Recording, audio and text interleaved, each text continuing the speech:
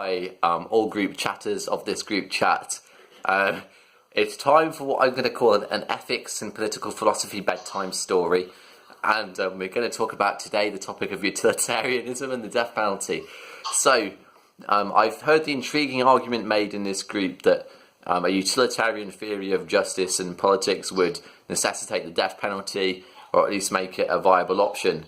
However, I think that this argument is decisively refuted by a simple Bayesian analysis of utility and expected value.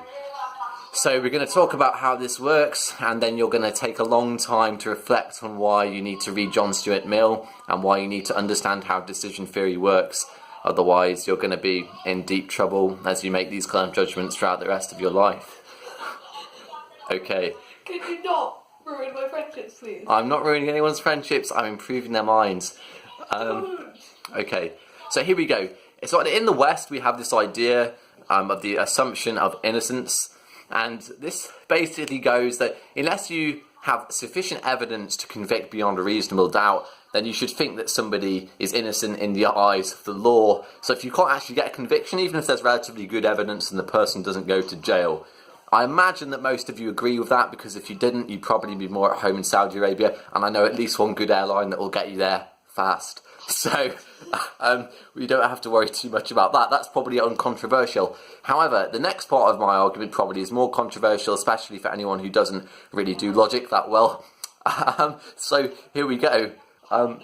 In the West, we place substantially higher positive value on not convicting someone, and in your case, because you're the death penalty junkies, killing someone. We place much higher value on not killing an innocent person than we place this value on not convicting a guilty person, right? So there's an asymmetry, and because of that asymmetry, then all utilitarian arguments for the death penalty in a society in which you cannot guarantee 100% of certainty, even with the presence of DNA evidence and stuff like that, since it's highly unlikely that you'll ever get a high degree approaching 1.0 of certainty, then your argument fails, because the positive value that we place on not convicting an innocent absolutely terminates and destroys, from a kind of statistics analysis.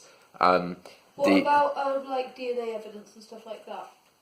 It doesn't matter when the positive values on one side of a calculation are sufficiently high, then it doesn't even matter what's on the other side. So yeah, that I think that kind of destroys most of the points you've just been making. So I've repeated myself about 55 times, but I think if you slow it down maybe to 0.5 speed, go to the library, pick up some books, you'll probably end up understanding my position slightly better. I know that you'll probably hate me after this video, but the great thing is that none of you will ever have to meet me again. So if I've made your day better.